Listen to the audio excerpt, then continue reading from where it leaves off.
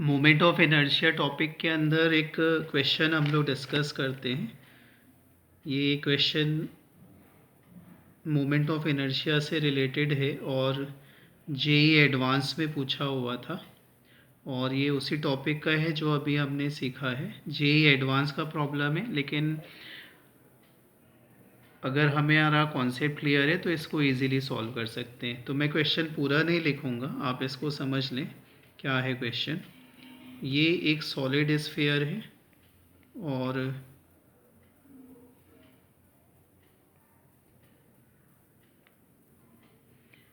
ये जो solid sphere है इसकी डेंसिटी वेरी कर रही है, इसकी डेंसिटी वेरी कर रही है। सॉलिड स्फीयर यूनिफॉर्म नहीं है, नॉन यूनिफॉर्म सॉलिड स्फीयर है।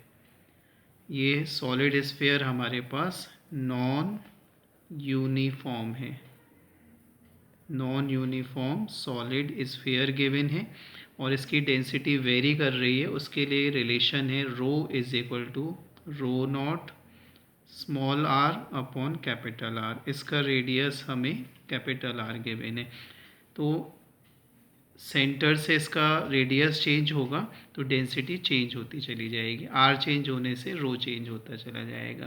तो इसकी डेंसिटी वेरी कर रही है और आपको इसका मोमेंट ऑफ इनर्शिया निकालना है।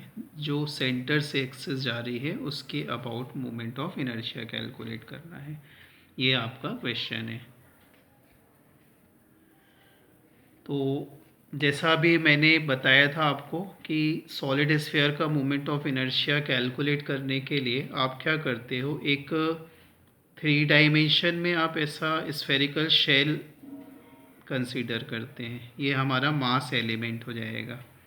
ये आपका मास एलिमेंट है, इसका रेडियस स्मॉल आर, इसमें कुछ थिकनेस भी रहेगी। इसका मास dm और इसकी थिकनेस को dr कंसीडर कर लिया। ये स्फेरिकल शेल है जिसका मास dm, थिकनेस स्मॉल है, dr कंसीडर कर लिया। r रेडियस का है। ये ध्यान रखना है, ये 3D में है। डायग्राम में आपको ये सर्कुलर दिख रहा है, लेकिन ये 3D में है। पूरा स्फेरिकल शेल कंसीडर किया है। dm जो मास है ये क्या है, स्फेरिकल शेल का मास है। This is mass of spherical shell. और हमें मालूम है आपको इसका मोमेंट ऑफ इनर्शिया कैलकुलेट करना है सॉलिड स्फीयर का। ये क्वेश्चन था जेई एडवांस का। तो देखो, आपको जो लॉजिक सिखाया था सिर्फ अप्लाई कर देना है, आंसर आ जाएगा। तो वो D I is equal to होता है, स्फेरिकल शेल का मोमेंट ऑफ इनर्शिया लिख दो। तो 2/3 मास डीएम है और इनटू स्क्वायर ऑफ डिस्टेंस, तो आर स्क्वायर लिख दिया। हमको सिर्फ यहाँ डीएम निकाल लेना है सही तरीके से और हमारी प्रॉब्लम सॉल्व हो जाएगी। तो अब देखो डीएम कैसे निकालेंगे। तो हमारे पास फॉर्मूला ये होता है, डेंसिटी इज इक्वल टू होता है मास अपॉन वॉल्यूम। तो मास चाहिए आपको तो डीएम हो जाएगा, dm is equal to density rho और इनटू वॉल्यूम। वॉल्यूम किसका, जिसका मास निकाल रहे हैं आप, डीएम।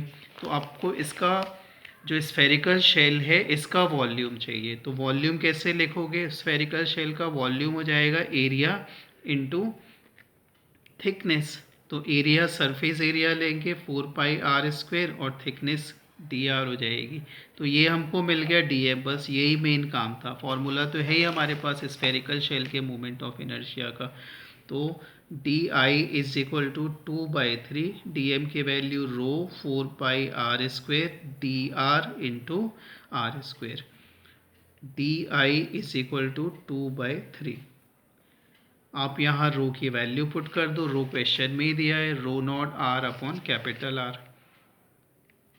तो rho not small R upon capital R 4π, ये r² और r², r⁴ इंटू dr।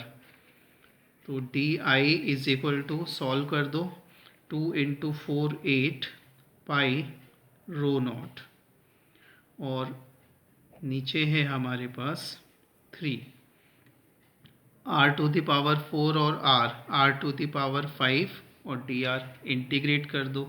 तो integration of di is equal to, constant बाहर रख लो, 8 pi rho not upon 3 R to the power 5 और डी आर रेडियस के लिए लिमिट 0 से कैपिटल आर हो जाएगा। डी आई से आई मिलेगा 8 पाई रो नॉट अपॉन 3 और ये आर पावर 6 लिमिट भी रख दे रहा हूँ मैं, आर पावर 6 और अपॉन में 6 आएगा, 2 3 ज़ा 6 और 2 4 ज़ा 8।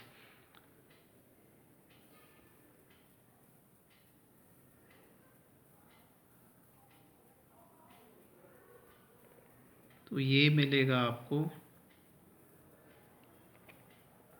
4 पाई रो नॉट अपॉन 9 और r टू द पावर 6।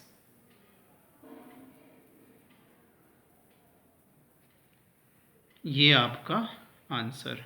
तो ये क्वेश्चन आपका हो गया कंप्लीट। मुझे लगभग आपको एक्सप्लेन करके बताने में 5 मिनट लगे, हमें इससे भी कम टाइम पे सॉल्व करना चाहिए।